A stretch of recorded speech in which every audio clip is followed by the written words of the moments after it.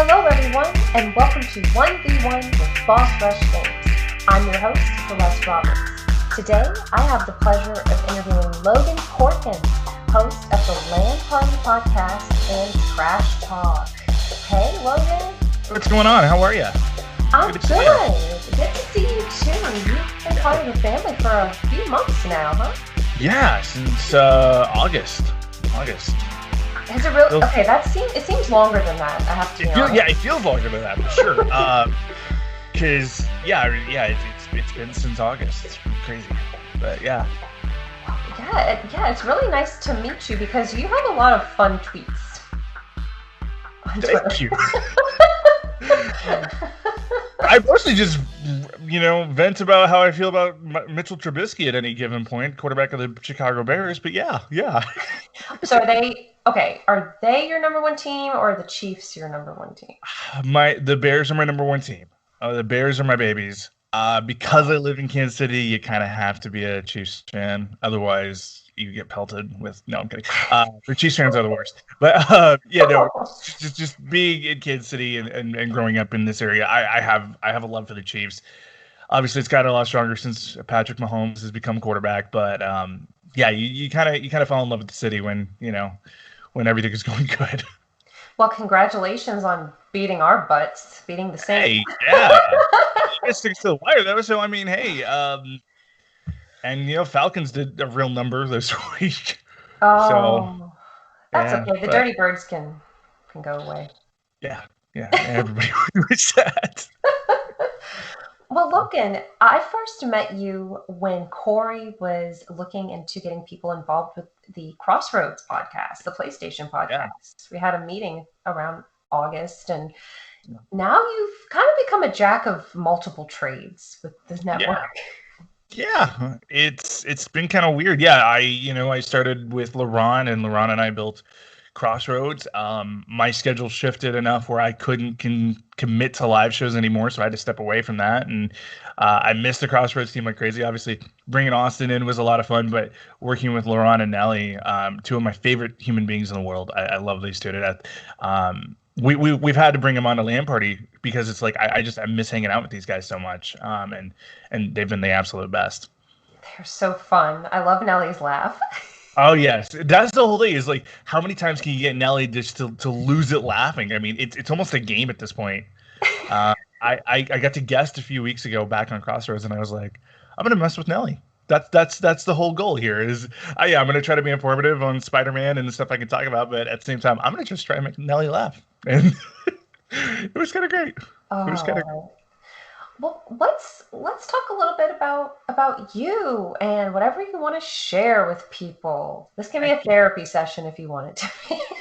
Sweet. So do I need to lay on the couch back there? No, I'm kidding. And get a notepad. Yeah. Well, let's start with your earliest memories of video games. I mean, we talk about other things besides video games, but that's a big part of the Boss Rush network and what you talk about on LAN Party. Yeah, so I remember I'm not the biggest gamer. I'm probably on the channel. I'm probably the most casual gamer in the Boss Rush family. I get really, really passionate about 2 or 3 big games a year, and then the rest of the time I'm just playing the same old sports games I've been playing since I was a kid. But yeah, I remember gaming wise, I grew up with an N64. Me and my brothers had I've got 2 brothers. Matthew and Steven, we went to a garage sale one time. We found this old Nintendo 64 for like $50, and we spent all of our allowance money on that. And Smash Bros tournaments were a nightly thing in our house, as well as Mario Kart. Perfect Dark was a big game that we played a lot growing up too. I'm trying to think of what else we played a lot of. GoldenEye 007. Played quite a bit of that, and as a kid, that was fun. And then somehow or another, we got a PlayStation 1, and I remember playing Crash Bandicoot on that with my friend Garrett. We played a lot of Crash and Spyro growing up as well. And then, ironically, the game I probably put the most time into was Toy Story 2. They came out as a video game for that. And it was a really fun level shooter, or it was kind of a shooter because you played as Buzz and you could shoot his laser, but you would go around and you solve puzzles, and I freaking love that game. It was so much fun. And then I really didn't game hardcore until I was about 14 years old. I was working. I've been involved with my church since I was, a little kid. And one of the guys on my media team, or on our media team, he was my best friend Brady. He told me about this podcast called Game Scoop, which was on IGN. Damon Hatfield, Greg Miller, and the way that these two just talked about video games so much, I was like, oh, I got to get a PlayStation 3. So my very first job, I worked at a car wash, and my first paycheck, I had just enough money to get a PS3. And I told my dad as soon as I got my check, I'm like, I'm cashing this, and then we're going to Best Buy. We're getting a PS3. He's like, okay, you could like spend your money on trying to save up for a car or something else, but yeah. So I got a PS3, and yeah, then started playing like Prototype. That was a big game. Dead Space, the entire Dead Space trilogy, I freaking love. And then got a little bit of God of War, and then Madden, MLB The Show. The sports games and stuff that I've loved forever, and then I started playing the Uncharted series, and then Uncharted was really kind of the series that got me to be a gamer. I stand that Uncharted 2 is one of my favorite games of all time. Even if Austin thinks it's the worst of the Uncharted games, him and I fight about this all the time. But yeah, I mean that was really where I just fell in love with gaming, was playing on my PS3, and then PS4 obviously. I found my love for open world games, GTA 5, Red Dead Redemption 2, of course Horizon Zero Dawn, and then God of War. I mean, all games that I happily put hours upon hours into. So Wow, so you're mainly a PlayStation guy now. yeah, like I had an Xbox growing up, but we only played Halo on that. That was really about it, and that was mostly my friends.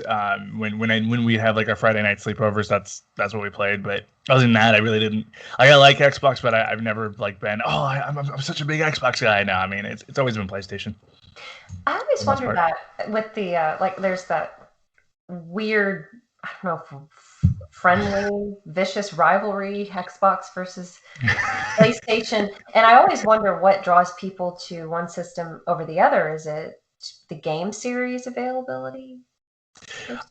For me, yeah, it's the exclusives. I mean, like I said, Uncharted being the game that I really grew up playing quite a bit. Prototype had some sort of exclusive on it for a little while too. And then like you look at like the PS4's generation of exclusives, where like Horizon Zero Dawn is my favorite video game of all time. I love that game to death. God of War, I think, is just an absolute masterpiece of a game. I cannot wait for Ragnarok. And then recently Spider-Man, and then Miles Morales. I mean, Miles Morales, Laurent and I talked about it a few weeks ago. It's just it's such a genuinely incredible game that you can't help but love it. And then The Last of Us and Ghost of Tsushima all have really good places in my heart from this year. It's the exclusives. It's like I have an Xbox, and I was actually playing that right before we got on. And I love Xbox for the Game Pass element of it, but rarely have I ever said, except for like Sunset Overdrive and the original Titanfall, rarely have I said, oh, I gotta have an Xbox just to play this game. It's mostly like if it's out on multiple consoles, like I gotta play it on PlayStation. The controller feels more natural to me. I've fallen into the PlayStation ecosystem. And I am fairly loyal to my brands too, like Apple. I'm a huge Apple nerd. MacBook, AirPods, iPhone, and then the watch and all that stuff. Like, yeah, it's just how I've always done it. Nothing wrong with that. You like what you like, and it works, and it makes you happy. Life is too short to get things that you don't enjoy. Oh, for sure. So, did you score a PS5? Not yet. Okay. I had one in my cart. I had one purchased, and then Walmart canceled it. 5 days before the console came out, and I have gotten in every PlayStation queue that Warrior 64 has tweeted out. I have still not been able to get a hold of one, but I will eventually get one, and then I will do my new game plus of Miles Morales on that. That'll be the first game I play. Yeah, because you and Laurent, did y'all do like a spoiler episode? We did, yeah. So we did a spoiler episode. That was why I came back to Crossroads for an episode, was just to talk about Miles Morales, because I was playing on PS4, he was playing on PS5. We were both falling in love with the game. It took me like 3 days to beat, but it was the most fun, and it's an emotionally draining game because that game is very, very. It's such a heavy hitter as far as like They bring back moments from Spider-Man 1, like with Miles' dad and everything like that, and it hits you so hard. It's so good. And then they bring in this story with Finn being the Tinkerer, his best friend growing up, and now she's this kind of misunderstood villain throughout it all. And then she obviously has, not to spoil the game too much, but she does have like a redeeming moment at the end. The story is just so perfectly written, and it's condensed compared to Spider-Man. It's maybe a 12-hour campaign compared to, I think I put 35 into the original Spider-Man. So it's a condensed version, but like I think it's a better game than the original Spider-Man. It's just it takes everything that Spider-Man did really really well. Of here's a great open world. Obviously, it's just Manhattan, but it's still a beautiful world, especially at wintertime. Like the lighting in this game is insane. But then yeah, they just found a way to make this game. It's as close to perfect of a game as we've gotten all year. I hear nothing but praise for that game. And I want to play it because I saw you have a cat in the game. Yes, yes, Spider Cat. You don't get it until after you beat the. Once you beat the finale, then it unlocks a side mission at the bodega where you have to go rescue this cat. Well, the cat wants to be your friend, and then you get the Spider Cat suit, and it's so cool because like the cat will come out and help you on your finishing moves, and there's nothing more badass than a cat super kicking a villain in the face. It's so awesome. So is this canon to the comic book series, or is this just a It fun one? is. It is Oh, freaking canon. I'm a huge Spider-Man nerd. I love Spider-Man and Iron Man are my two favorite superheroes of all time. And there is a run of I think it's the Amazing Spider-Man where Stan Lee was kind of going into the multiverse aspect, and he did a small run of Spider Cat comics, which was really really cool. And I can't remember the original storyline on it, but it was yeah, it's canon, and it's like yes, we need that, especially with like. So there's a chance Spider Cat makes a cameo in Spider-Man 3 that they're filming right now because they are going into the multiverse with Tobey Maguire coming back and I cannot remember who the other Spider-Man was. Oh God, oh, and okay, Andrew Andrew Garfield and Andrew Garfield Tom Holland. and and Tobey Maguire. Uh-huh. So if they go in that direction, I'm curious if they don't bring Spider Cat and Spider Ham, which if you watch Into the Spider Verse, I love Spider Ham. I thought John Mulaney did a phenomenal job with Spider. It's the pig that's a Spider Man. So good, Oh so my good. gosh. Well, don't the Simpsons have something called Spider Pig? Spider. Yes, So it's so yes. that wasn't just in. No, that wasn't made up. Yeah, that's legitimately a thing in the Spider Verse. Okay, I'm really behind. Really behind. That's Watch amazing. the Spider Verse. It is the like they had which they casted brilliantly. They casted Nick Cage as L.A. Noir Spider Man, and it is just some of the funniest moments ever. Oh man, the wind follows me wherever I go, and all these weird Only Nick Cage can say these things because he's just crazy enough to pull it off. Yeah, it was perfect. My cats just eat, sleep, and use the litter box. They haven't roundhouse kicked anybody yet. Well, we you can work on that in training. I mean, the Avengers. No, I'm kidding.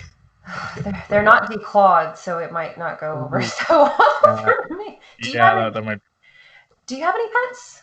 Not. So I had a few dogs. Obviously, when I was in a relationship earlier this year, we gotten a couple dogs together. This was broken up. No, not anymore. But I really want to get another dog. I really want to get another puppy. I love dogs. Dogs are my favorite. They're So so sweet. So they're the best. are They're the you best. partial to a certain breed, or do you care about mutts or anything? I literally there's no dog I won't be friends with. I so Lowe's allows dogs in our building, like even as pets, we allow them. When I was working up in St. Joe, we had this contractor. He had two huge dogs. He had one which was a big pit bull, and then one that was a black lab. And the I this contractor was one of my best clients. Every now and then the dogs knew me by name, and so if he said go find Logan, they would find me and they would just attack, and it would be the best thing ever. I was on a piece of power equipment one day, and I could hear the black lab. He was like 2 aisles over, and I unhooked my harness and I just sat on the edge of the power equipment. And the guy who's spotting me was like, "What are you waiting for?" I'm like, 3, 2, 1. The big black lab came running around the corner, attacked me. It was the best thing ever. I was like, "Oh, Oh, what's up, buddy? I missed you too." I love, yeah. There's no dog I won't get along with. Yeah, it's like but your own little cheerleader. yeah, yes. I mean, I kind of prefer small dogs, but I love pit bulls too. Pit bulls are completely misunderstood. Mhm. They're just big old sweethearts.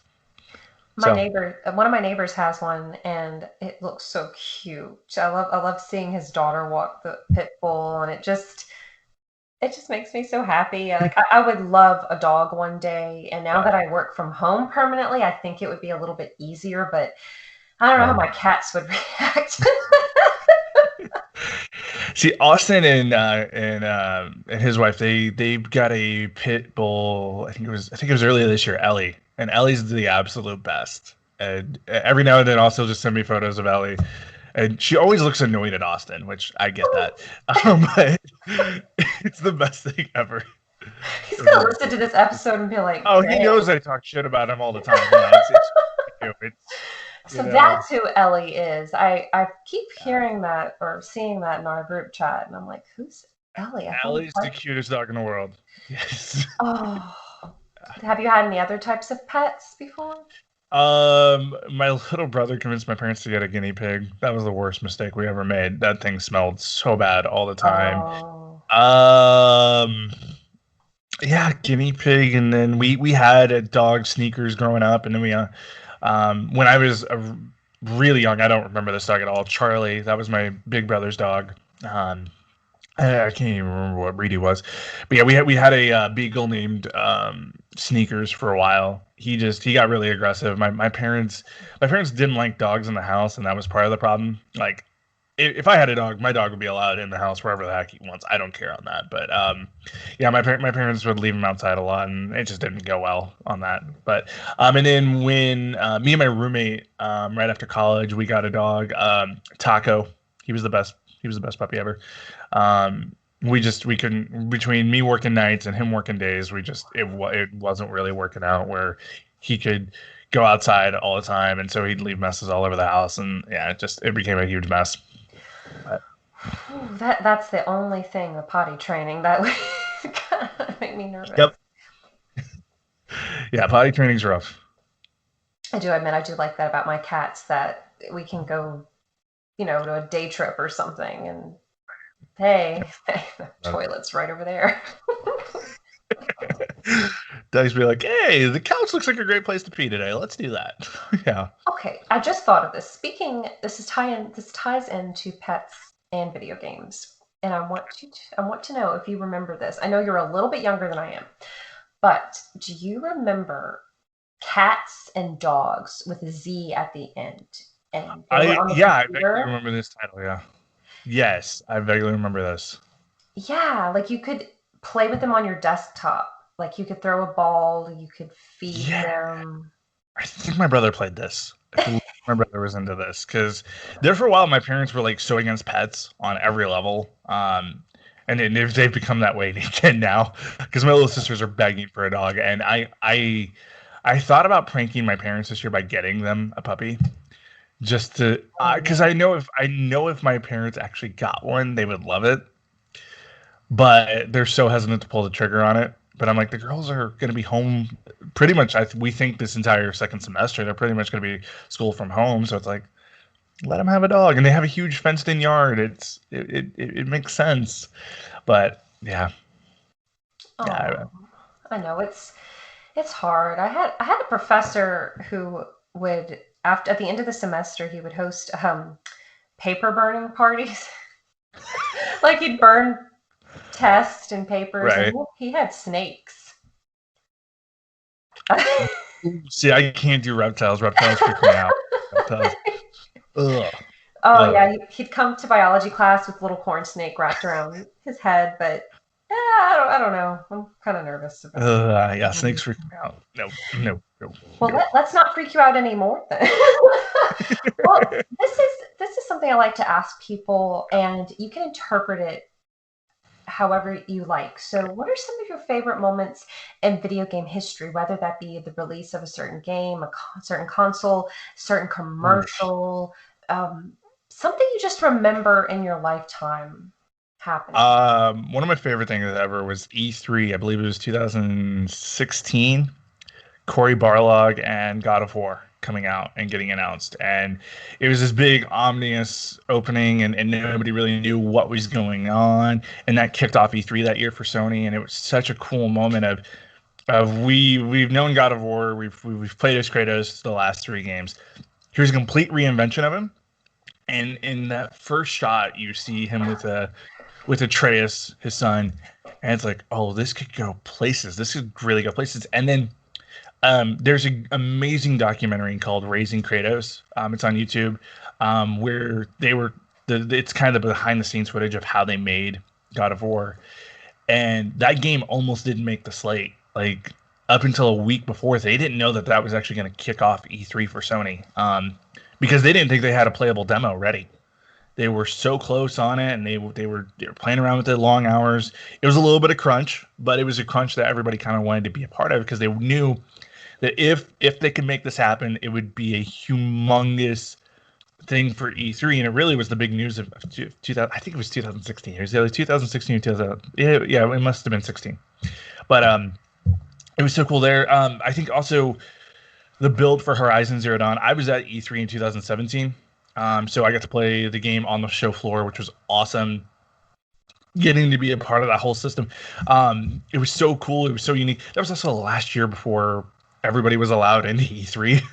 And so getting to experience my first E3 where it was like, hey, there's not a ton of long lines, because I went again in 2018. I was like, this is kind of chaotic now. Now that everybody's here, E3's changed, but that was such a cool build there. My other favorite moments, I would have to say, like some of the video games to movie adaptations. I actually love the Assassin's Creed movie. I'm a huge Assassin's Creed nerd as well, and so watching that kind of come to life is pretty cool. I can't wait for the Uncharted movie with Tom Holland. If anybody has a chance to make that one great, it's gonna be good. I watched the Monster Hunter movie last night, and I'm so sorry, Laurent. It sucks. It's as bad as Wonder Woman. I'm so sorry, man. Uh, I sent him the review of it while we were on camera doing something else. Oh, we were in a meeting a couple nights ago, and I sent him the review. He's like, "You trying to make me mad?" I'm like, "Yeah, a little bit, a little bit." But um, yeah, those are the big moments for me. I mean, I'm trying to think of anything else. There's been a couple big moments where it's like I freaked out at something. The Game Awards a few years ago when Christopher Judge, who played Kratos, was presenting, and they had the voice actor who was playing Atreus up on stage, and the kid who plays Atreus wasn't reading the thing, and so Christopher Judge just goes, "Read it, boy," and the whole crowd going nuts. Like I was like, "Yes, that was really cool." Um, yeah, I mean that's the kind of stuff I remember, and that I love. So you got to go to E3 in 2017? Yeah, 17 and 18. I was beta testing Steep, which is a extreme sports game for Oh, Ubisoft. And so Ubisoft gave a bunch of us free passes if we docked so many hours for them. And so I got to go for that. And then, yeah, I've worked for Ubisoft every now and then testing. It's mostly been Steep stuff that I've done with them. Right now I'm working on some stuff with Rough Riders, which is it's the kind of spring edition of Steep where it's bikes and snowboards coming into the real world. I've been doing a little bit of work with them on that as far as just testing a little alpha stuff whenever they need it. It's kind of cool. It's really really cool. But we got to be a part. I got to be a part of the alpha and then the beta test for that for both of those. And they Ubisoft is the best. We freaking love working. But yeah, they got us passed into E3. They got us passes to their conference, and then we also got to go to either Sony or Xboxes, depending on exactly what kind of availability they had as far as tickets. And so we I didn't get to stay as long as I wanted to, so I didn't get to go to the Sony one. But I got to play everything that was on the show floor, and it was really really cool. that Really is cool awesome. experience. Yeah. Oh, I'm And then jealous. I went the next year just as a fan. Yeah, just to go, and it was so cool. Really great time. I really hope the Boss Rush team can go to either a PAX event or E3 or something. Yeah, it'd be so fun to have everybody together because I mean it is such a cool culmination of everything kind of coming together. And I remember the 2017 one of just seeing how excited people get for these video games. It's like, man, because I don't consider myself the most passionate gamer because I love sports and I love so many other things outside of gaming. It's like it's really cool to see the most passionate gaming fans just kind of play these games for the first time. I remember playing the mission that they had set up for Horizon was you have to take over it's basically their version of a horse in the game, and then you have to go and kill a couple enemies. And I remember the first time just you taking over and getting to ride this machine. It was so freaking cool, and I just that was right when I fell in love with the game already. It was so cool. What is it about that game that makes it your favorite game ever? Because that's a It's a bold combination. statement. Yeah, it's a very bold statement, and I get a lot of crap for it. It's a combination of one. I think it's the best soundtrack in a video game. The soundtrack is unbelievable. Two, Ashley Birch's performance as Aloy. I love Ashley Birch to death. If you haven't watched Mythic Quest, go watch Mythic Quest because it's the greatest video game kind of show. It's really, really good. Their quarantine episode, unbelievable. They kind of talked about how depression hit for people in quarantine and kind of the real effect of it. And it was so freaking well done. Absolutely love it. It's that perfect mix of comedy and then hitting with the dramatic issues. And then you have one of the most beautiful worlds ever. I think the world of Horizon is just breathtaking in every aspect, from the desert to the snow to the lush forest around Meridian. And then you just get hit with this story of this girl trying to find her purpose and find out why the heck she was created and why is she so special and who is Elizabeth Stoback and why does she look like Aloy and why does she have all this mystery behind her. And then it was so unique in like the cauldrons. The cauldrons are four of the most challenging levels I've played in an open world game, where you have to go through these, and once you get it, you get the takeover ability of any of the creatures that are made in that cauldron basically being a factory. It just hit for me on every freaking level. It's a very emotional game. When Ross dies at the very beginning of the game, it's like, oh, we've only known him for like 10 minutes in actual game time, but it's like, this is so cool. And you felt so connected to him that when he dies, it's like, oh crap, we're kind of on our own. And I remember I took vacation to play that game for the first time, and I think I played it 3 days. Like I know it was about it. I think my first run in Horizon was 16 hours straight, where I did nothing but play that game, and then took a quick nap, came back, played it again. That world has been so beautiful, so breathtaking to me. I'm toying with playing through it one more time before Forbidden West comes out next year, because I think I've beaten the game in its entirety 3 times already, but it's one I'm kind of itching for another playthrough of it.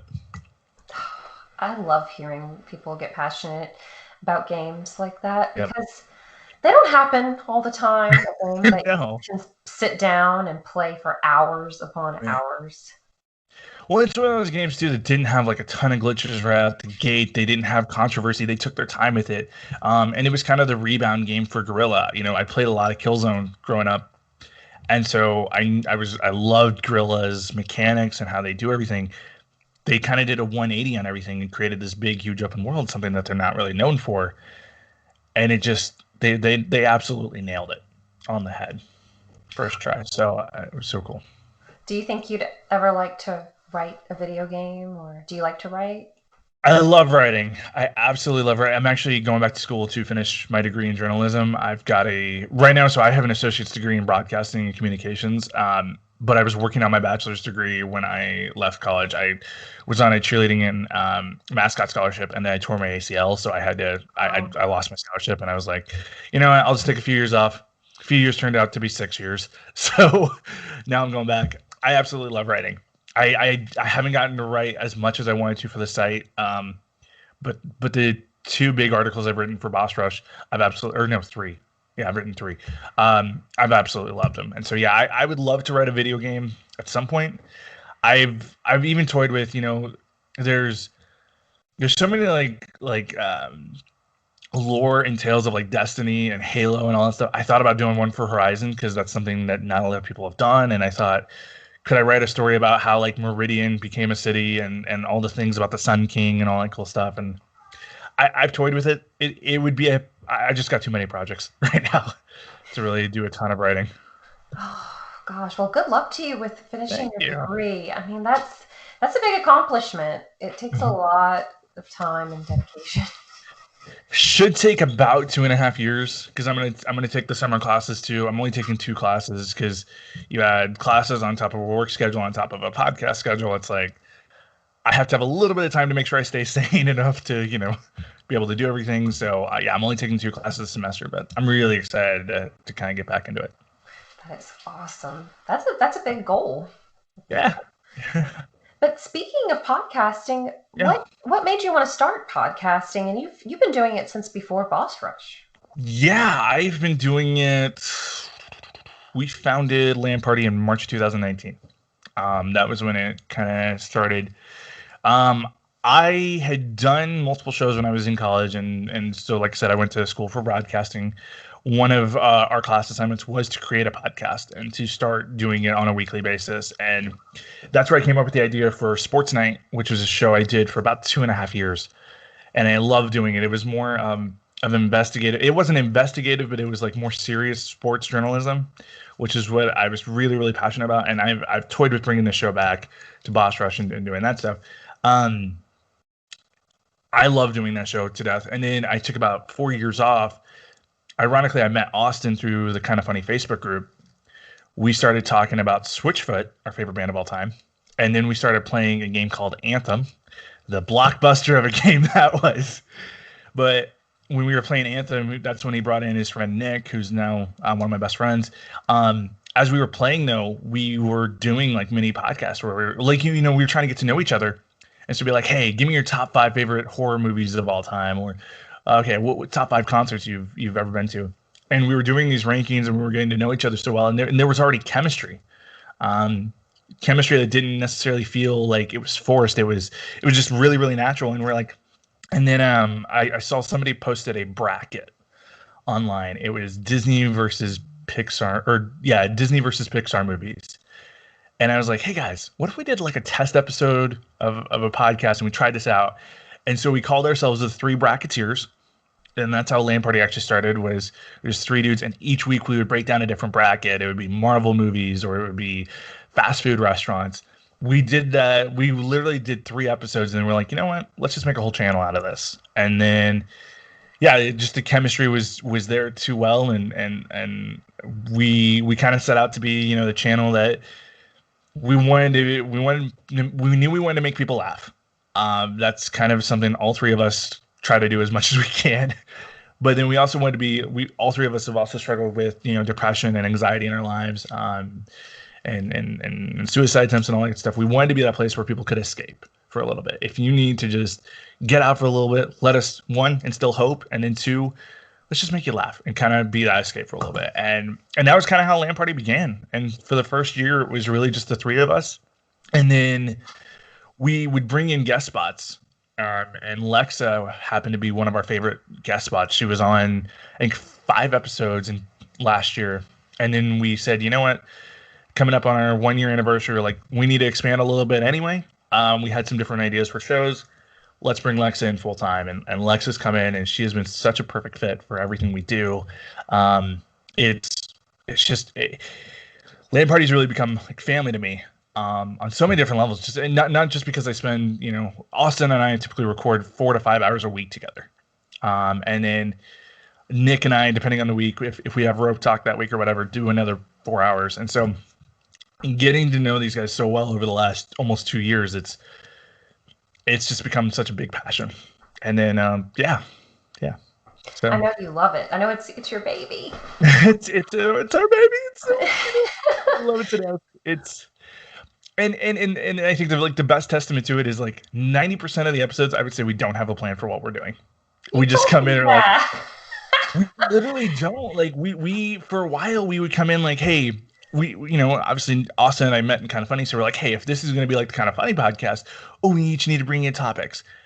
every time we would come in prepared with topics, we'd never get to them because we were bullshitting for the first half hour, 45 minutes, giving each other crap about something or another and doing jokes or SpongeBob bits. And then it just became a thing of, okay, have a topic. Maybe we may not do it. We may like, there's occasionally episodes where like the one we'll release next week is a planned one because it's our end of the year episode and we're going to rank a bunch of stuff.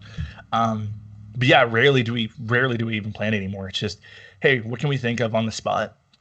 And it works out so freaking well. And then with guests, like rarely do we have a plan with guests. It's like, let's just kind of come in, have fun, be ourselves, and hopefully make some great content. And it's really, really worked. I think there's a place for conversations like that because I mean I do listen to some podcasts where they're more structured, but I also enjoy podcasts where it's more free form, like what you guys are doing, just friends BSing and Yep. you don't know what to expect, just having a good time.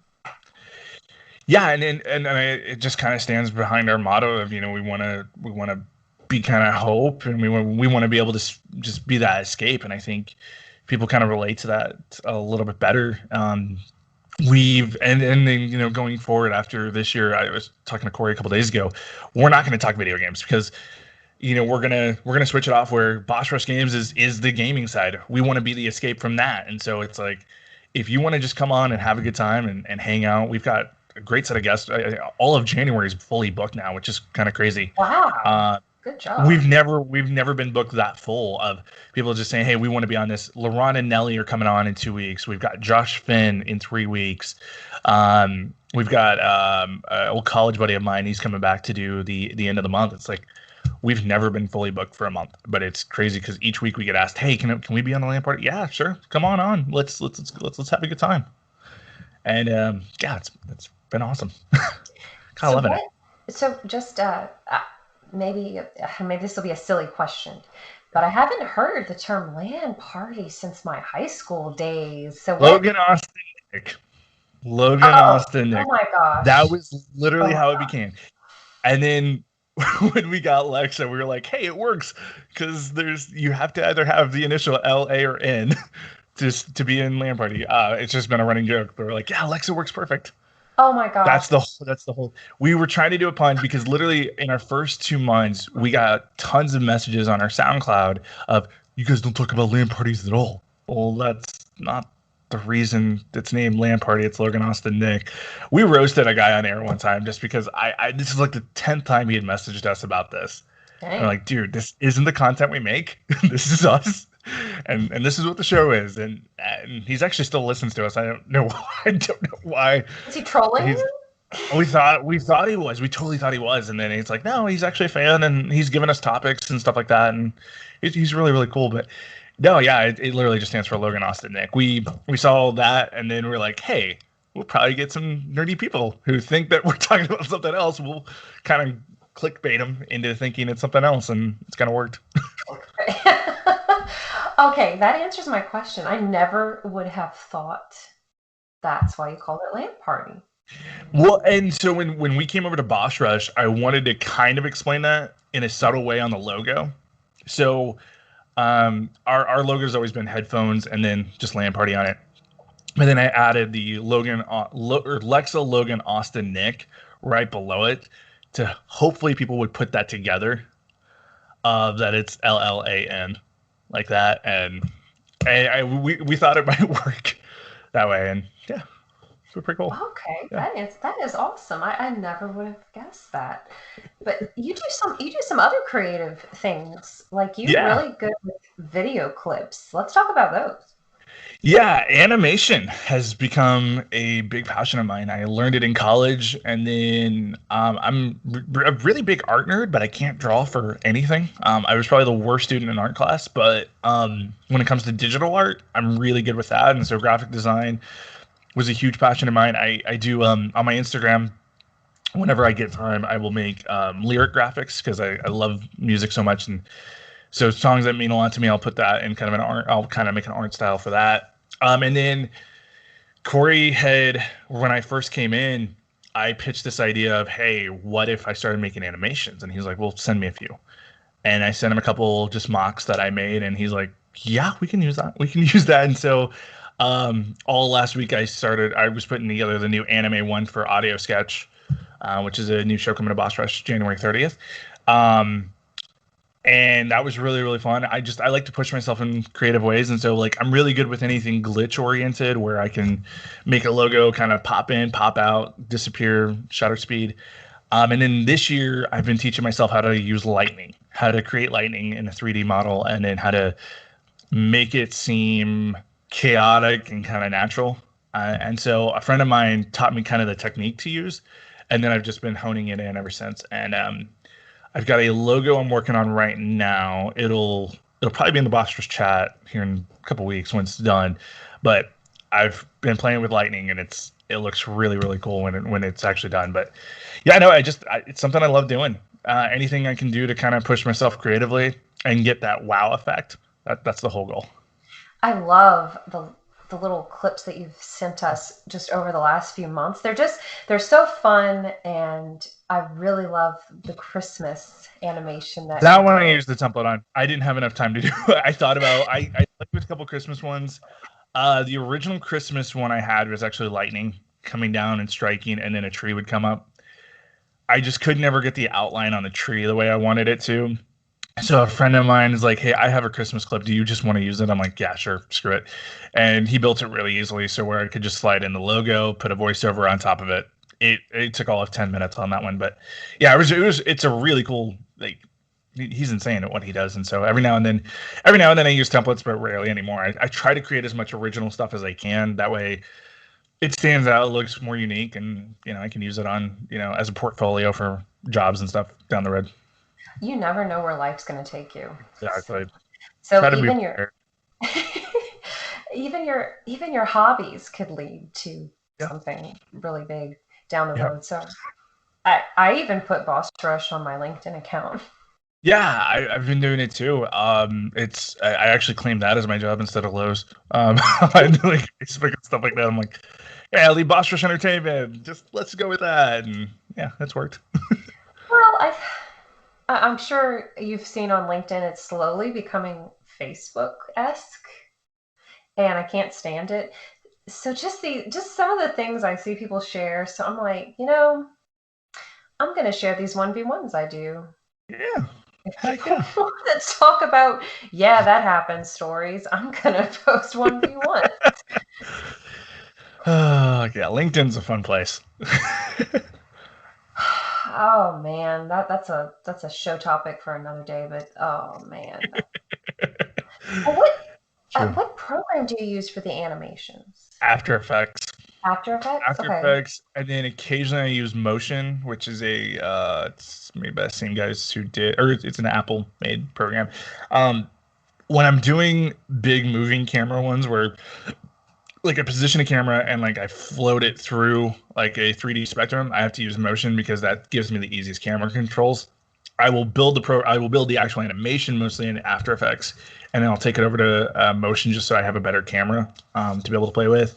It just kind of depends on exactly what the project is. Most of what I make though is in After Effects. Wow, yep. That's really cool. Is it hard to learn to use? I spent 2 years in college learning the basics and how to just make freeform animation stuff. And then after college, me and most of my college buddies, we stayed in contact, and 2 of them are animating with a couple different companies on the West Coast. And so we started playing with textures, and lighting is such a big thing. Once you learn lighting in After Effects, you can create pretty much anything you want. Lighting can give you like a glossy look over a logo, which can make it look a little bit more professional. It can create lightning. It can create neon, which I love making stuff in neon because it looks so cool in After Effects. I've probably got about 5 years of training in it. And so that's to get to a certain level, you gotta have a lot of teaching. Now, the beautiful thing is, like, if you have Adobe Creative Cloud has such great teaching tools. There's things I don't remember from my freshman year, so it's like, hey, I need a refresher on how to make a circle spin because for some reason I just forgot that. Okay, well, Creative Cloud's got this, and I watched the lesson there, and boom, got it. So it takes a while to figure out. Once you get the kind of hang of how After Effects behaves, then you can go out and you create the cool stuff.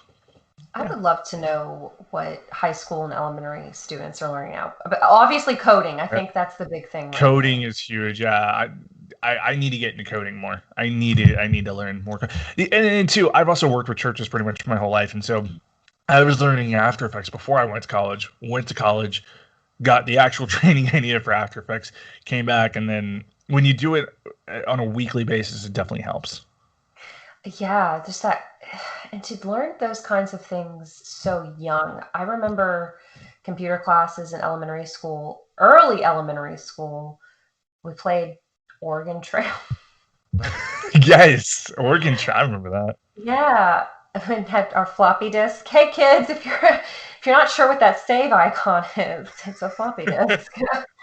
We used to use them, and They used kids probably don't even remember CDs anymore. I mean, man, I miss having like the big old binder of CDs. You know, you'd have in your car. I still have one. That man, nothing impressed a girl on a first date when you were 16. Like, hey, check out the book. Make a mixtape. Yes, I actually still do that though, but I just do that on Spotify now, where it's like, hey, it's a lot easier to do it here. I bet that is a lot easier. I still have some old lovers mixtape. Same thing for me. 'Cause I'm like, you know what? I don't care for you, but these songs are pretty legit. So I'm gonna keep. The bad thing I do is like when I've broken up with a girl or gotten dumped, then I go in to change the name of the playlist to something else where it's like, I really like how I made this, but it's not for you anymore. So I'm gonna take your name off of it, and I'm gonna keep this for future use. I mean, don't let memories ruin songs and media that you enjoy. I just took a Sharpie and scratched out his name on the CD. Oh, I miss those days. Yeah. they were some fun times. Especially when you burned a CD because it's like, oh, it's illegal. I shouldn't be doing this. But yeah, I'm gonna do it anyway. I remember the first CD I ever got was actually a burned CD, and I thought it was so illegal. I was in a church when they gave it to me, and I would hide it at different places across the church because I was like, oh my god, I'm gonna go to jail. I'm gonna go to juvie. I was like 10 years old this time. It's so bad. Oh yeah, yeah. Oh, I used to feel bad, but I'm like, well, the program's on this computer, so you They're know. not making that much money anyway. I'll buy a piece of merch from them like once a year to, give them actual money. Oh my gosh, one of my high school boyfriends, he gave me, I don't know if it was a floppy disk or a CD, and I did not understand the significance of this. He gave me, well, I don't know, was it a boyfriend or a friend? I don't know. This was a long time ago. He gave me a copy of the Anarchist Cookbook. Oh, dude. Yes. And I didn't know what it was. I had never Right. heard of it. I think I briefly browsed through it, but I learned from other people, not from it, that it has some pretty illegal things in it. I think it tells you how to create things that detonate, like bombs. Yep. There Oh was. my Oh, I remember this because we pranked some teacher in high school with it. Oh man, I can't remember how we did that. I hung out with. I love these people that we hung out. I hung out with the greatest people on earth, but we love to prank people in high school. That was That's how kind you of our should thing. tell And I can't remember. We did something with that book. I cannot remember what we did. There was too many pranks. There was one where like we had a substitute teacher, and we we sat in other people's seats and we pretended we were somebody else the entire class. And the principal walked in and was like, "What are you guys doing?" We're like, "Oh, we're trying to make her quit." We were just joking around, but we were really mean kids. And he's like, yeah, let's not do that because our principal was cool enough. Like he knew what we were doing. I went to a small Christian high school, so it wasn't very big. And he's like, okay, you gotta be nice to the subs. You gotta do this. Another one that we did was oh, what was it? So this was it was late. It would have been our junior year because that's when we could all drive. We were out at my friend Isaac's house and we pranked his neighbor. His neighbor had a kid who we kind of didn't get along the best with, so we were like, we're gonna prank his car. You know those black car markers that you can use to like it goes on windows. We put Yeah. that all over his car. We left two eye holes. Oh no. Then we put a condom on his exhaust pipe. No. Then we took rope, we wrapped it around the car, and then we burned it so that it would seal together. It had like this plastic material on it. We waited into the bushes for his dad to find out, and his dad freaked out. And then we bolted down the road. It was bad. It was Did one of the the worst things we exhaust ever did. pipe prank mess up the car? They didn't realize it was on there till it popped. It Oh. popped like the condom popped. Like it filled with air and then it popped like a balloon. It was yeah. Oh, okay. So it was nothing that could put the It car. wasn't too bad. Like we paid for a car wash later for him. Um, I used to live right down the street from our youth pastor at the church, and he knew that if he left his car out late at night, I would mess with it. So one time, me and my roommate we took in I think it was 8 boxes of Oreos, took one cookie part off and left the icing and put that on his windows. If you leave that out and then the sun hits it in the morning, it'll actually melt to the windshield. And so he had like 200 Oreos full of icing just melted onto his car window. Yeah, he didn't like me. He didn't like me very much growing up. It was great. You've mentioned throughout the show and just throughout my conversations with you outside of this interview about how significant your youth group and your Oh, yeah. church have been to you in your life. Did you want to talk about that and what kind of Yeah, things sure. I mean, yeah, I grew up in the church, and because I knew media stuff, like I get to get out of kids' church when I was in 5th grade, which was like a big deal, at the time. Because like, oh, now I got to go hang out with the high school kids, boom. Um, because I was mixing, I've been mixing audio since I was 10 years old. wow. So yeah, 16 years. It's been kind of crazy. Um, and so they've always had me use media stuff, and then I've been a media leader, and then I've worked with Christian artists. I've been a roadie on and off between tech and then merch. Gotten to go on tour a few times. Winter Jam, which is a big tour that comes around to 40 cities every year. I've been on Winter Jam twice now. It was going to be a third this winter. I was scheduled to be on it, but obviously COVID. Thank you for knocking that out. But yeah, so with church and everything, I've been involved in ministry since I grew up in it, but then I've been involved as a leader since I was about 10 years old, and um, it's been great. It's been really really cool. I've worked with a lot of great churches, worked with a lot of great people. Um, it's definitely been a huge influence on my life. For so long though, I didn't have the relationship with God that I needed to, obviously within the church, and so it was just kind of a job to me. But yeah, it's been such a huge influence. I've met so many great people from it, and it's definitely like I still do animation work for a couple churches. One of my best friends is a youth pastor, or not a youth pastor. He's a senior pastor now. He just got promoted down to a church, and yeah, getting to work with that. It's a different type of like seeing hope. Um, I'm not a very churchy person. You will never hear me just like go out and preach and do all that stuff, but I do try to have an influence. I've taught media in different youth groups, so I bring in students in, and I've never tried to preach at them, but it is cool to show kids like, hey, you can create this stuff, and then you can use your gifts to kind of do whatever the heck you want with it. And it's nothing's cooler than watching like a 13 or 14-year-old either make an animation or make a really cool lighting design that they're really really proud of, and seeing how that look of like, oh dude, I did that, that's so cool. Like it's so freaking cool, so Oh, rewarding. you're Yeah, making a difference in their lives. They're going to remember this in like 30 years. yeah, it's crazy too. And then like because of like Winter Gym and stuff, I've also gotten to see the effect of like music has on people, and kind of the outreach and kind of the support it has right then and there. I mean, I make fun of this band all the time. New Song is a big band on Winter Jam. They're the founders of Winter Jam. They're an old 90s Christian gospel band, but seeing the amount of people that just are impacted by their music every year at Winter Jam, it's like, man, this is crazy. I'm working for Skillet this tour, and I know how impactful Skillet can be, but then you see just how much music can turn people's lives around or can get them started to making better decisions in their life. It's kind of crazy. It's kind of really you get to see hope at a different level. So What do you think it is about music that does that for people, like from your experiences? I think music has just this innate ability to be able to save people. I've told this story on LAN Party a few times, but um, I think one of the best stories of this that I can explain is I was up in Omaha going to college at the time, and I got a call from my boss, Kim, who I literally in a mascot costume, and she calls me, and I'm like, oh, I got to answer this. Okay, cool. She's like, hey, Switchfoot needs you. And that's the only two words. That's the only three words you need to tell me. Switchfoot's my favorite band of all time. They were playing down in Kansas City that night, and they needed merch help immediately. I was supposed to be off the whole year because I was up in college and I really didn't want to do anything. She says those three words, I'm going to book it. So I grabbed a couple friends from college and we were driving down. And as we were driving down, I was playing the album New Way to Be Human by Switchfoot, which has the song Only Hope.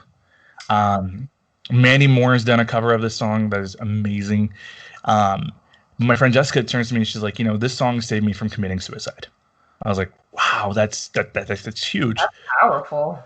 We work the show. It's really, really cool. I've worked with Switchfoot a few times, and so I was fairly familiar with the band. And they had heard that we had to make a 3-hour drive in about 2 hours. I got a massive speeding ticket on the way down there.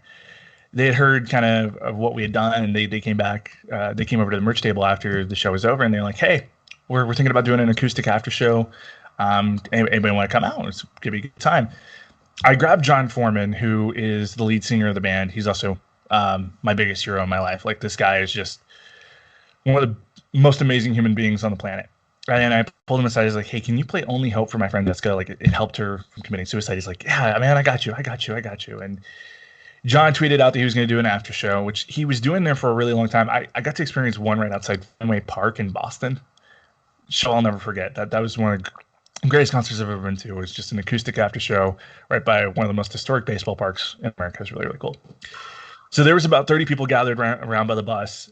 John walked the crowd. So they were playing at the Midland, which is on the east side of Kansas City, about 2 blocks away from our big arena called the Sprint Center.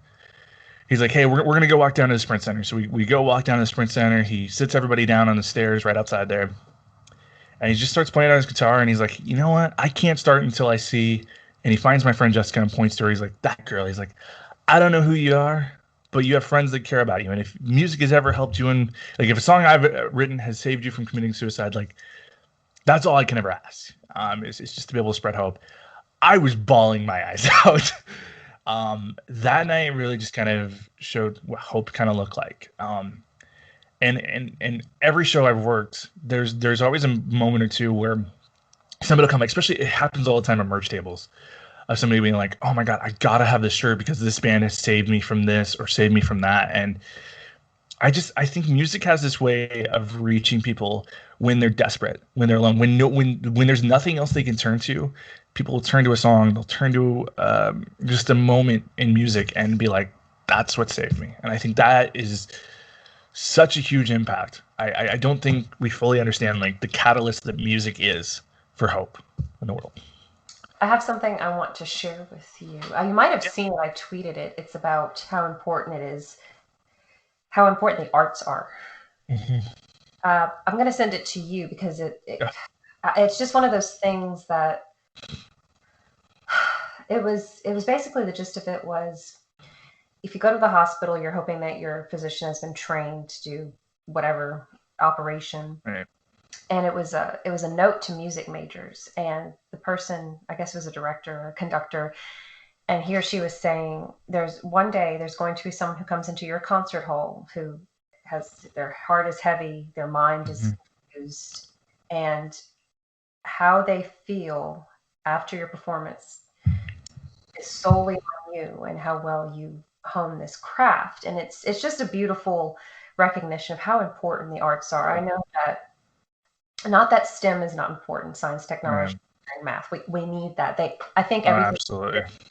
And harmony, and I'm thankful for that. But look how many people have creative endeavors on the side. Yeah. And that's your friend's stories. That's amazing. It's true. This year, obviously concerts have been kind of gone away. I got to work with For King and Country, another Christian artist. They were doing drive-in tours. seeing all the people who even in masks and singing from their cars and all that stuff. Like there was a night we were down in St. Louis and I was working merch for this whole tour, or not for the whole tour. I was only on like 4 dates, but I walked through the crowd one night of just all. It was probably 200 or 300 cars of people just singing at the top of their lungs, and like music needed to happen this year in the middle of a pandemic. And for King Country is an amazing group, and I love Joel and Luke to death. But here, like you any artist could have been playing, and all these people would have had that same reaction of just like music needs to happen, especially in the darkest of times. I firmly believe that the music is one of the greatest things on the planet. And so, All I Hope's your favorite Switchfoot song? um, Up a can of worms, it but it changes on the season of my life. It really does. I mean, there's we've done I think 2 or 3 episodes that are just dedicated to Switchfoot because Austin and I are such huge fans on LAN Party. This answer's changed quite a bit. Lately, I would probably say the song "On Fire." Switchfoot recently played it. They've been doing live streams once a month. Each one has a different theme, and they played "On Fire" before the Christmas one, the November one, and they kind of told the story behind it. They've written it in 15 minutes while they were waiting for a train, and it was just a song that came to John, and the song has been featured in a ton of movies and stuff. It's kind of like that. You're at the edge of your life, and you're crying out. You're kind of begging for something to come to you. That song has hit me in so many different moments of my life when I felt suicidal, or I just thought that there was no hope, there was nothing left. I've only heard the song live. I've been to 12 Switchfoot shows now, not counting the ones I've worked. But they've only ever played that song twice live at the shows I've been to, and it's such a beautiful kind of symphony of hope, and that song that's been speaking a lot to me now. Dare You to Move, which is their most popular song, I think all time. That one definitely speaks hope and definitely speaks of something. You're ready to move on. And then a song called Prodigal Soul, which is off their latest album, Native Tongue, it's this song about forgiveness and kind of just you realize you've made a mistake in your life and you are begging for relief. You're begging for forgiveness. And I saw Switchfoot play it last year on the Native Tongue tour where they combined that with Dare You to Move. And Dare You to Move is this message of, okay, you've reached the point where you're ready to go out. And this is the inspiration. This is the hope. Go out there, create something beautiful with your life. And they did a mashup of those two songs, and it was so cool. It's probably been my favorite moment of Switchfoot as of late. But I think every Switchfoot song is great. So, I mean, yeah, that answer changes on the regular. So awesome. I remember when A Walk to Remember came out. mm-hmm. That's where I heard Only Hope and Dare You to Move, and oh gosh, they had a lot of songs on that soundtrack. Dare You to Move was on there. On Fire was actually in that one too. Okay. Then I want to say Love Is the Movement got a brief nod. Mandy Moore loved Switchfoot, and when they were trying to figure out, I remember watching it behind the scenes on this. She loved the band so much that when they were trying to figure out, hey, what's a good song for Hope, she'd be like, yeah, let's just plug in a Switchfoot, and then that's when she wanted to cover Only Hope, and it was so cool, yeah. But like Taylor Swift, I remember Taylor Swift's done a couple of their covers too at her shows, and she's had Switchfoot come out to her shows before and perform, and there's nothing better than that. I love Taylor Swift too, so yeah, it's really, really cool. Oh, that is cool. Gosh, what is On Fire the one? Someday we'll know if love can. No, it's oh, I suck at singing. And Katie, Austin's wife, told me I need to stop singing on podcast. But it's like I'm standing on the edge of me. I'm standing on the edge of me. You're on fire, man. You're on fire. I'll send you a link. It's so good. Oh man, bring me back to 2001. Heck yes, that's when we all need to go back to because 2001 was awesome. I was 7 years old. Yay! Let's go back to those days. Um, like you've alluded to this at the beginning with sports, but Yeah, you love sports so much that you have trash talk. yeah. Trash Talk. Love that show. It's so much fun. So Trash Talk began. I think it was last June. Austin's like, "Hey, I love the NFL. You love the NFL. Let's talk about the NFL." I'm like, "Screw it. Let's do it." Chiefs training camp literally used to be 5 minutes down from my apartment up in St. Joe, and so I went and got to cover Chiefs training camp as part of the show. Obviously, Kansas City is a pretty big sports town, but I've grown up in sports too. Both my brothers are all state athletes. I was the cheerleader, but I was the only college athlete, so that's my bragging point to my family. We just had Christmas together last week, and I was meeting my little brother's girlfriend for the first time, and Matthew knows it's kind of a bragging point for me. He's like, you know, me and Steven are the athletes. I'm like, yeah, but were you college athletes? No, you weren't. I was. Thank you. He's like, yeah, but what were you a college athlete for? I was like, cheerleading. It's a sport. It's true. It's a sport. Um, yeah, so I grew up doing that, and then I worked for the Omaha Storm Chasers, which is the Royals AAA minor league affiliate. I was there in 2014 or 2013, 2014. I was a bat boy, and I was a clubhouse assistant, and so I got to be. I was in the locker room every freaking day. It felt like, but I got to be around awesome players. I got to come down like Mike Moustakas, who was the Royals' big third baseman at the time. He came down on a. It was kind of a disciplinary time because he couldn't hit for anything up in the big leagues. Came down to us for 3 weeks, and I got to be around him quite a bit. Alex Gordon, who's a legendary Royals left fielder, got to be around him a little bit. And then I've gotten to meet some guys from other clubs. I frequently was a bat boy for the away team, and so Jock Peterson, who's an all-star for the Dodgers, I think he recently got traded. But I got to be around so many awesome players there, and then I was a spotter for Creighton basketball for their broadcasting team, so I get to call out to the to the play-by-play guy of like, oh, Doug McDermott passed it to number 23. Here's who it is, and yeah, then he would just go from there, and it was kind of cool. But yeah, sports has been a huge passion of mine, and so Austin really wanted to do a sports show. I said, let's screw it, let's do it. I miss covering sports, and we started Trash Talk, and it's kind of been it's another one of our babies. But it's kind of cool because it's a lot of him and I to talk each week about sports in a different way, and we've made different segments. We've tried to make it as kind of unique as we can.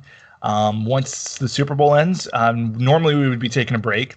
And this year, because we brought Dan in, because we brought Kale and Corbin, and we're bringing some other voices in now too, we're going to go year round with Trash Talk, which is something we've never done before. And it's something that I'm really looking forward to. We've never really gotten to cover baseball. Baseball is a huge thing for me. Obviously, wearing the Royals gear today. I love the show to death. It's so much fun. So much fun to just we'll talk sports each week. I love that. Gosh, I still can't believe how much you guys have added to the Boss Rush family because I just joined in June on a fluke. Megan randomly reached out to me, hey, you're with the podcast. You like Nintendo stuff too? I'm like, oh yeah. It's so awesome to see how open Corey is and everyone is to so many different ideas, a true almost one-stop shop for any topic you can imagine. Yeah, and that's kind of the goal. It's kind of crazy that and that's what I'm kind of working on with Boss Rush Entertainment is that you guys have built a great gaming platform, and that's cool. And now let's build some more of that. Let's talk about movies a little bit more in depth. Let's talk anime. I mean, anime is kind of the nerdiest thing you can do, and we're getting prepped for that. And then let's talk about WWE. Who doesn't want to talk about WWE, right? And so bringing that in and yeah, there's a idea right now to do a Marvel show, workshop in that, but it's so cool how we had a video game show called Party Chat, and as soon as we joined Boss Rush, we're like, well, that's the death of Party Chat because we're not going to cover it nearly as in depth as they do, and but it's this cool thing because it's pushed us to do more creative in kind of our zone of we're the sports guys, we can be the wrestling guys, and we can be just the kind of shoot the shit, coffee talk almost kind of show as well. And so, yeah, Corey has been great at allowing us to kind of do whatever the heck we want. And I think he kind of likes a place where he can come talk about the Cleveland Browns once in a while. Yeah, yeah, because I see him burning up the Twitter. Yes, yes. We had Josh on for our Christmas episode, the week of Christmas, or the Christmas Day episode. Josh really needed to vent about the Seahawks, and it was great. I freaking loved having Josh on there. He's such a great voice. But yeah, it's kind of cool because it has allowed us to expand and stuff, having more and more people who want to talk sports, and gives them an outlet that already has an established audience and that already kind of has a format that's unique, and it's really, really cool. So yeah, we freaking love Trash Talk. One of my goals is, of course, when the world is normal again, I would really like to take my boyfriend to some kind of WWE event, because he talks about how you guys were right by WrestleMania though. Two of the best WrestleManias in the last decade have been in New Orleans. Oh, what really? What years? So 2 years, would have been 2 years ago. WrestleMania 36, 35, and then WrestleMania 30. Both of those were at Superdome. You guys usually get a pay-per-view once a year. It's either Hell in a Cell, which is one of my favorite gimmick pay-per-views, or what's the other one you guys get? You guys will occasionally get Money in the Bank as well. Both great pay-per-views. I think the one you're talking about from 2 years ago, was that in the wintertime? No, WrestleMania is usually in March or April. It depends on the year, because it typically, the WWE calendar, it's the 12th fiscal week is how it works. And so it's either the first week of April or the last week of March. I know. You bring this up, you're making me remember. We were in San Diego because Timmy had a work conference. Nice. So we made a vacation out of it, but I do remember him saying, one of my friends is going to WrestleMania and I'm at a work conference, but at least San Diego, I guess. Yeah. Oh man, New Orleans is one where the next time, because I think they're probably going to get another Mania, either at 39 or 40, because New Orleans is such a great WWE town. Really? I really, yeah, it's a huge wrestling. There's kind of like four big spots where WWE loves to go.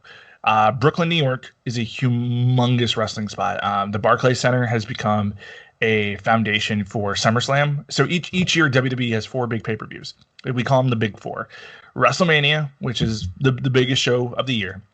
You have Survivor Series, which is it's where they pit Raw and SmackDown, their two brands, with occasionally NXT, which is their developmental brand. They'll put all three of those together in one pay-per-view and do versus matches between all three of them.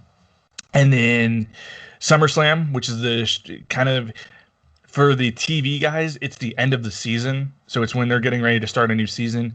But it also is like between WrestleMania, it goes WrestleMania in April, then you don't get SummerSlam until usually August. So it's like, hey, we're at the end of summer. We're going to have a big old show just to have fun. And it's going to be great. It's a huge, incredible show. And then the Royal Rumble, which is one coming up here in January. Royal Rumble is you have two matches, the Rumble matches, where it's 30 WWE superstars fighting for a chance to either main event WrestleMania or get a WWE title shot at WrestleMania. It depends on the year. We don't know exactly what this year is going to be, if it's going to be the main event or if it's going to be just a title shot this year. But yeah, they switch it up. And so the Big Four, New Orleans usually gets one of the Big Four every year, whether it's WrestleMania or Survivor Series. Those are pretty big ones down there. I think people just want to come drink. I really think. Yeah, it's a great party town. I mean, New York, Chicago, New Orleans, and then Tampa's been getting a lot of love lately. I don't like Tampa, but WWE does. It's close to where WWE has their performance center in Orlando, and so they end up doing quite a bit of stuff at Tampa. So, well, I want to know about some of your favorite sports and athletes in those sports. You're talking any sport. So I grew up as a Chicago Bears fan. Still a Bears fan to this day. My favorite athlete of all time is their linebacker, Brian Urlacher. I've had a jersey of his since I was a kid. It was actually the first jersey I ever owned was my grandpa got me a Brian Urlacher jersey when I was 5. My mom still has it somewhere, and eventually I'm going to frame it, and it's going to be awesome. But I've been a huge Brian Urlacher fan my whole life. Been a huge Bears fan. Um, because my family lived in Chicago, I'm also a huge Cubs fan as well. Love the Chicago Cubs. I worked for the Royals, and obviously growing up in Kansas City, going to Kauffman Stadium, watching the Royals play, I've been a huge Royals fan. Um, my family is very particular about their sports as far as college teams, and so Mizzou football and just the University of Mizzou is kind of our bread and butter here. My dad always makes a joke because everyone in my family has married somebody from Kansas, and they've always tried to bring in like the KU MU rivalry has always been a big thing, and there was one year I think we my uncle loves taking us to when it used to be a thing because now they're in different conferences. Back when Mizzou and KU were playing every year in the Border War at Arrowhead Stadium where the Chiefs play, my uncle would take us all. There was one year my older brother's girlfriend, who now he's married to, Jackie, I think she tried to wear a KU sweatshirt to it, and my uncle's like, "No, you get that crap out of here. You're putting on Mizzou. We are Mizzou in this family." It was so cool. And then I love claiming that I'm a jack of all trades. So like I've also grown up going to Kansas Speedway and being a huge fan of. I was a huge Carl Edwards and Mark Martin fan in NASCAR forever. Now I'm a big Chase Elliott guy. Chase Elliott's kind of got me back into NASCAR. And then I've been a huge Brock Lesnar fan in MMA. I cannot stand Conor McGregor. And then WWE. I wasn't the biggest WWE fan, but the Rated R superstar Edge was the one who kind of got me back into it. And then CM Punk came along, and I've always loved CM Punk. He's just this cocky douchebag, but he's one of my favorite people ever. And then I'm a huge John Cena fan as well. Love watching John Cena in the ring. And then Johnny Gargano has become my favorite now. And yeah, it's just. There's not a lot of teams I don't like. I try to have a team for everything. Because Kansas City doesn't have a hockey team, I got to be a St. Louis Blues fan, which kind of sucks. But yeah. What about boxing? Are you big boxing? I've gotten into boxing lately, and which is weird because boxing is kind of the lowest it's ever been right now. I go back and forth on a couple different guys. Canelo is just probably my favorite right now. He's kind of on a roll. My dad used to be big into boxing, and so him and I would watch when like Tyson was fighting and all that stuff. But I haven't watched it. I haven't watched it seriously. I occasionally watch pay-per-views. I watched the Logan Paul or Jake Paul fight a few months ago when I wanted to see him get his butt kicked and he didn't, and I was kind of mad about that. So yeah. Boxing thing, and again, I don't really follow it, but for me to remember this, it was a big deal. I remember going to Buffalo Wild Wings to watch the Mayweather Pacquiao fight. Yes, that was a great fight. And I have to say, okay, so I didn't know much about boxing except Mike Tyson's Punch Out. It's not like that at all. And I just remember thinking, are they ever going to hit each other? I remember I was posting on Facebook about, does Mayweather just dance around? And yes, some of his big fans were like, with all due respect, you don't really know what you're talking. I didn't. That's his thing. It's his modus operandi right there. And I can't believe I forgot to mention this in my little thing, because my roommate will kill me if he listens to this later. Sporting Kansas City, huge soccer fan for Sporting KC. I've been a fan of them since. So it was cool because I got to cover one of my college professors is the director for Fox Sports Kansas City down here for Sporting Kansas City games. And he's like, hey, I need an extra camera guy. Can you come down and help me? And ever since then, I've been shooting B-roll for him occasionally. They only bring me in like once a year to shoot. But because I wasn't a huge soccer person in 2012 when I was doing this, my first year that I did it, I got to cover a guy named Matt Beasler, and I got to kind of follow him around with the camera, and I've been hooked ever since then. Sporting has a section called the Cauldron, It's their fan base. It's like their diehards. It's bleacher seating, but nobody ever sits during the actual game. We have to dance. We have to cheer. We have songs and stuff that we sing throughout the game.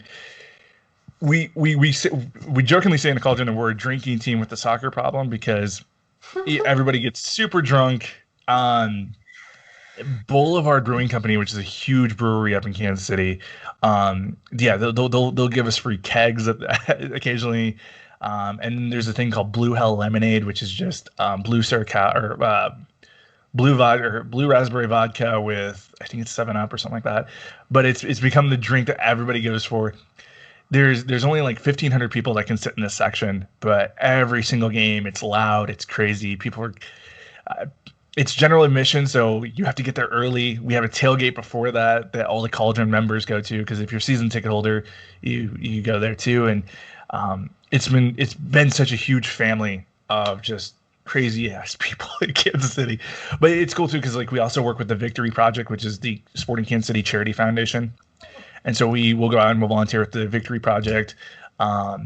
It's such a cool way to get connected to Kansas City in like a completely different way of like, oh yeah, I'm gonna go stand in the bleachers and we're just gonna get drunk for 2 or 3 hours, but we're gonna sing, we're gonna dance. It's gonna be such a fun night, and it's experiences you just don't get anywhere else. It's absolutely nuts. Freaking love it. I want to go. I want to go to this. It's insane. It's insane. Like and there's a sporting tradition that we do every time Sporting wins. The players will come over to our sideline because we're literally we usually sit 2 rows up from the actual pitch. And the players will come over. Each link their arms together. There's a song that we sing. It's to the tune of "When the Saints Go Marching In," "Oh When the Wiz Come Marching In," which Sporting Kansas City used to be called the Kansas City Wizards, and the Wiz was kind of our name. And so it's a big, really cool, powerful thing of the Cauldron and the players singing together. The rest of the stadium kind of watching us as we do it. It's become such a big tradition in Kansas City. It's one of the best things about living here. It's so cool. Oh, that sounds like so much fun. I love seeing how you like it whenever you talk about it too. It's so much fun. It's we got to go to one game this year before COVID hit, and it was my first weekend living in Kansas City in March, and it was such a great time. It was so much fun. I've got a group of friends that's what we go to. That's what we meet up for every couple of weeks, and it's heaven. It feels like home. Speaking of Kansas City, I know you're becoming a big fan of the barbecue. I love the barbecue. Yes, I'm actually thinking about ordering it for lunch today because so Kansas City, yes, we're known for barbecue, and I've luckily I've been able to travel to most of the U.S. I've been down to Texas. I've had their amazing barbecue. I love Texas to death. Texas is a close second for barbecue for me. I have family in Memphis. We go to Memphis a couple times a year, and I love that. I've been to that place called Virginia where they think they have barbecue. They really don't. Kansas City barbecue is just so freaking good. It's the perfect mix of heat and sweet and savory, and we're known for burnt ends. And we're also known for our brisket. We're also known for our ribs. Those are the big 3 things that we're known for. And then our sides are incredible too. But now that I live in Kansas City, I live 2 exits away from one of the best in Kansas City. It's called Joe's Kansas City Barbecue. It was founded in a gas station, and that's where the original one still is. Paul Rudd goes here. If have you ever watched Hot Ones?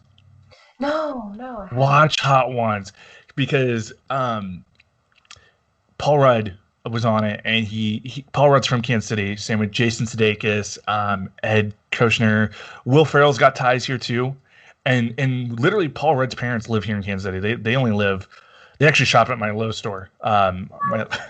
My store's in their neighborhood, and yeah, they'll come in every now and then and be like, "Oh, it's Paul's parents." Everybody knows them. It's really really cool. But yeah, you'll be standing in line at Joe's because there's always a line. There's never not a line. Yeah, occasionally you'll just, oh, hey, there's Paul Rudd right there. It's happened. I've probably ran into it twice in like the last 5 years. It's really, really cool. But no, Joe's is a beautiful thing. They're known for the Z-Man sandwich, which is, I think, the greatest sandwich on earth. It's brisket with provolone cheese on it, then 2 onion rings, then not doused, but drizzled with their barbecue sauce, bun, and then pickles on top of the bun. It's kind of a Kansas City thing. It's so good. It's the perfect sandwich. Um, yeah, freaking love it. And then I love a place called Slaps. Slaps has been kind of my go-to spot for years. Recently, I went to Jones Barbecue, which is, the show Queer Eye. Yes, I love that show. Yeah, when they were in Kansas City for, I think it was season 5, they went to Jones Barbecue. It's ran by two sisters who have just the biggest hearts in the world. You will never meet nicer people on the face of the planet. They have a barbecue vending machine outside of their spot, so you can get barbecue 24/7, 365. It's awesome.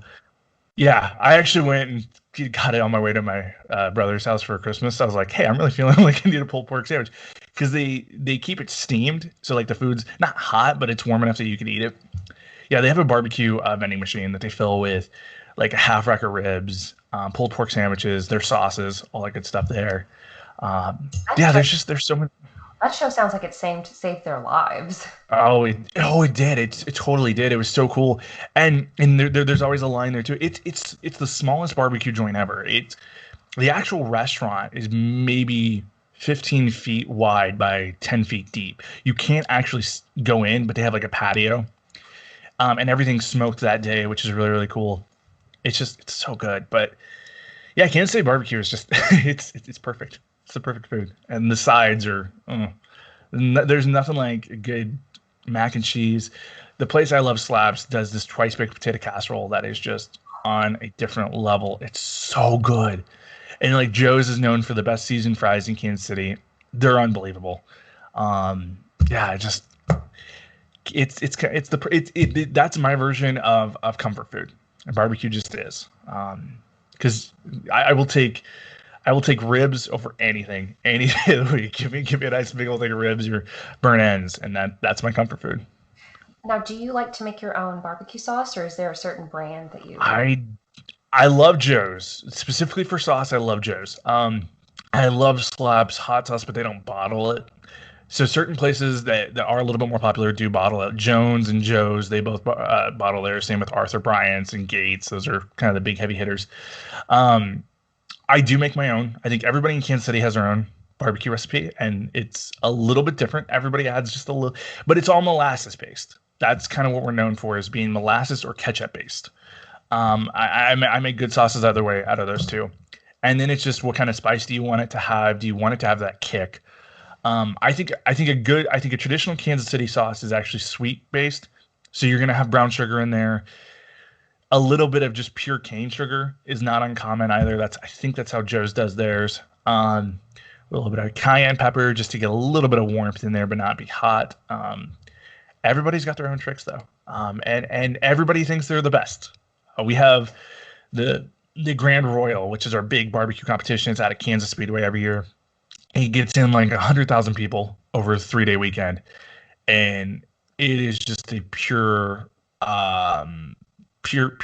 paradise for barbecue lovers. It's so good. You'll try 50 different barbecue spots, and none of them will taste exactly the same. Everybody's got to have their own unique taste, and they're all amazing. So I'm getting hungry, and I didn't eat that long ago. And Slaps just got onto Grubhub. And I found this out right before we went live, and I was like, I think I need to get some Slaps today, because I haven't had barbecue while I've been on vacation, except for the thing I got out of Jones vending machine. But I don't really count that, because that was like a breakfast sandwich almost, just going to Christmas. Yeah, I need some barbecue today. We call it pregame. Yeah, pregame. Yeah, pregame for what did I make for Christmas? I made some mac and cheese thing. But yeah, I need a pregame. I need a little bit of substance, to get it through. But and Kansas City's known more though too. Like because we're such a diverse, like Kansas City's grown so much in like the last 5 years. It's such a diverse place. Obviously, we used to be a flyover city, which is all right. Whatever. People like St. Louis more than they like Kansas City. We get it. We're not jealous at all anymore. But now it has become like if you're in the Midwest, you got to stop in Kansas City. We've become such a diverse place that like we've got some incredible Chinese spot, Lulu's Thai noodles. Oh, that place is just unbelievably good. My favorite lately has been Observation Pizza. It's you have to reserve your pizza 3 or 4 days in advance, and it's time coded so that you can only get your pizza during this specific window. And they deliver it to your car. The actual kitchen's up in one of the skyscrapers in Kansas City. But it's so freaking good. It's some of the best pizza I've ever had. The Savoy is a fairly new restaurant. It's been around for about a year. They have an unbelievable tasting menu. It's a little bit of a fancier place, but it's so freaking good. All the different courses that you can do there. And then Kansas City has a huge culinary base of people actually just becoming, amateur chefs and doing food blogs and all this stuff. And so Broadway Butcher Shop has become kind of like my go-to stop. These guys, best butcher place I've ever been to. Like, they make their own homemade. Kansas City is also known for sausage, like in a weird way. Like, everybody has their own sausage recipe again too. Whether you do it with lamb, beef, whatever you do it with, it's so good. But Broadway Butcher Shop has been kind of a great place for me where they'll get some rare fish in and do all that cool stuff. And yeah, Kansas City is such a diverse place. And that, barbecue is kind of the heart of it, but we also have amazing. We literally just have everything. I mean, we have something for. Kansas City literally has something for everybody. So, I have a friend I met online who lives there, and she was actually supposed to come down to New Orleans for the Chiefs Saints game. Nice, yeah. But of course, that didn't happen with Yeah. everything going on. But the more you talk about it, I'm gonna have to message her and say, New Orleans is awesome, but I think I'm gonna have to go to Kansas City. You can come and Everybody does, and it's just like the people are so nice. Like I keep debating if I'm moving next year for some different stuff. But the more time I spend in Kansas City, the more invested I become. It's like, God, I love this place. It really is home. It is such a great place to live and to, it's at some point raise kids in my life and to have a family. I mean, you just can't find a better place in Kansas City. There's something for everybody. that is awesome. Yep. Now we've talked about food, and that kind of ties into the next topic about you love to cook, and you've mentioned to me that you have an idea for a new show. Is that something you would like to discuss? Yeah. So I'm working on a concept. I brought back my food blog. I'm working on bringing it back. Food Quest KC. It was a show me and my friend Ben did for a little while where we're on the quest to find the best pizza slice in Kansas City, or we're on the quest to find the best tacos. And we kind of take the BuzzFeed approach where we go to 3 different places. And that's just the starter episode. So I'm bringing Food Quest KC back. That is an Instagram kind of blog style. It's getting its own website this time. But really kind of my goal there was to highlight the eat local aspect, because with COVID, so many restaurants have gone out of business because they're not getting the full capacity that they were used to beforehand of having all these great of crowds just going to whatever's hot in Kansas City that week. I've got a friend, Gunner. He's a chef in Kansas City. They started a pop-up food truck, and it's gone amazingly well with COVID. They've had to kind of readapt, and so I really want to be able to highlight specifically Kansas City restaurants that need some more attention, that aren't getting on like the normal Kansas City influencers list and everything. And I found a great group of people that we can do this with, and it's going to be so cool. But then on the Bostro side, to expand our entertainment side a little bit more, I have thought about doing cooking for gamers. 10 episodes is what I've listed it out for right now. I'm working on honing in the recipes a little bit, but it's depending on how you look at it, it's either stoner food, which yes, that's where a lot of the inspiration came from, or it's food that gamers. I try to take one main ingredient that gamers love. So like my episode list right now is is like Doritos fried chicken's on the list. Where is all my stuff here? I will find this. Doritos fried chicken's on the list. Cosmic brownie ribs, which Corey's still making fun of me for this, but I think it's one of the best ideas I've ever had, and they tasted amazing. I trust you. I trust you. I don't even want to hear it from him. I've told him, don't knock it till you try it, dude, because it's it was such. Oh, there's my list. Okay, so yeah, Doritos fried chicken, Mountain Dew sherbet ice cream, where you take a Baja Blast, you take regular Mountain Dew, and then you take Code Red, and you make ice cream out of it. It's really good. I've tried the regular Mountain Dew ice cream out of it, and it turned out really really cool. Cosmic brownie ribs, Captain Crunch muffins. I made these last week. I haven't posted any photos of it yet. Really good, super easy too. Then every fifth episode, I would do something called the savory side, where I actually showed how to make like a traditional home cooked kind of home style meal. One of them is my 8 hour chicken roast, which is different because you use so the basis for like that is actually using the sauce made out of soy sauce, honey, and ketchup, and that's what your marinade's going to be. And it turns out so good, so smoky, looks great. Baby Yoda pancakes, blueberry pancakes, a Cheeto quiche, where you make a traditional breakfast quiche, but then you also insert Cheetos as the cheese element into it. Turns out really really cool. You crush them up? Super. Yeah, you crush them up. You basically make a dusting out of them. When the Cheetos get hot enough, they actually pop and they explode the Cheeto flavor in there. And so as long as you have it mixed in, you have to bake it like 400 for about 20 minutes is what I found. Turns out amazing. Super cheesy egg bowls. So this one was a weird one that I got the idea for, and then I tested it and it actually worked, and I was kind of shocked. You take a muffin pan, you flip it upside down to where the pocket's sticking up, put cheese all the way around that, broil it for 4 minutes, and it creates a crispy egg bowl. Flip that over, put it within the actual muffin cup, crack an egg in it, put whatever seasoning you want in there. It's the perfect breakfast dish. It's so good. So freaking good. S'mores cheesecake, I think that one's pretty simple to do. And then the other savory side one would be a mac and cheese casserole that I do that is just bomb. It's really, really good. Oh my gosh, Yeah. sometimes Logan will send me photos of food he's made. And one time he's like, "Have you ever made bread before?" And I'm like, "No, it's something I want to do." And he sent me this sourdough recipe. Did you end up making the sourdough bread? So I didn't use the right starter. So I bought a starter 2 days ago on Amazon. It's going to be here tomorrow. I'm going to try to do it this weekend. That's the hope. I am doing the binging with Babish version of sourdough. So where you take a Dutch oven, cast iron Dutch oven, and you bake it in that. But the thing is, the Dutch oven has to be 500 degrees. It actually has to be 500 before you put the bread in. I'm a little bit scared of that just because I'm not great with hot things, and so I'm going to make sure that that's going to work. But I'm going to try it this weekend. That's the hope. I really want to get into bread making.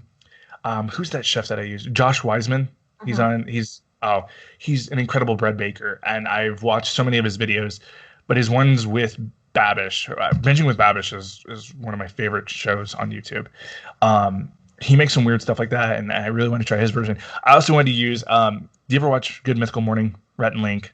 I've heard of it before. Rhett and Link, best, but they have the Mythical Kitchen with mythical chef Josh. Josh makes like high end versions of fast food.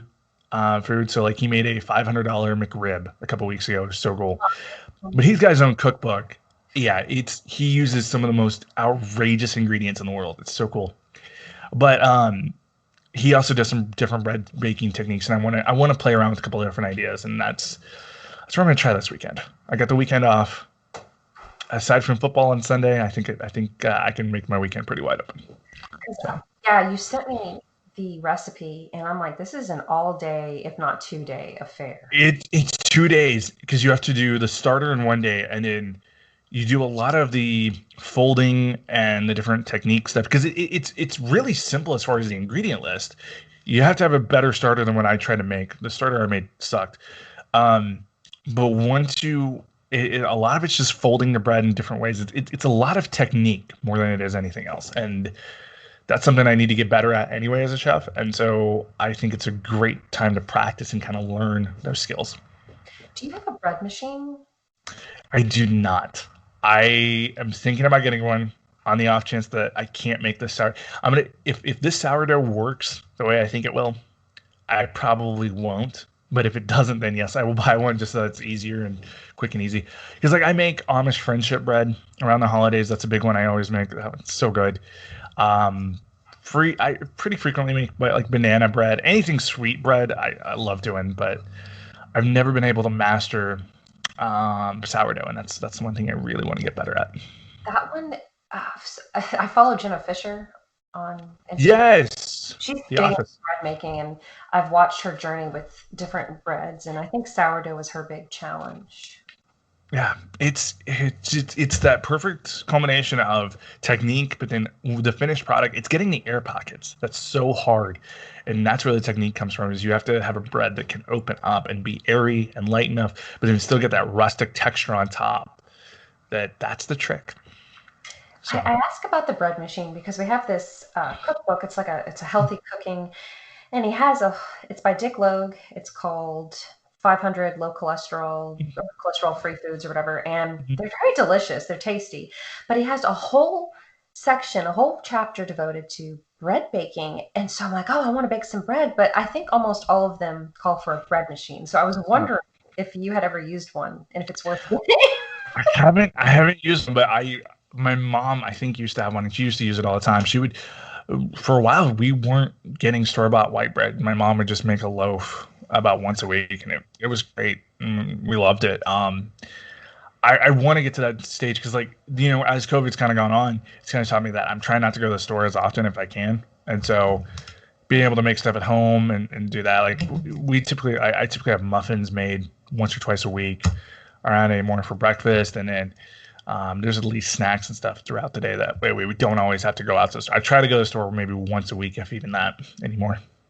Yeah, it's brought out my creative side. Not as creative as yours, but I like having more now that I work at home. I like having that extra time to cook because Yeah. I try to do a slow cooker meal at least once a week. Yep. That's it. Slow cooker stuff's so good.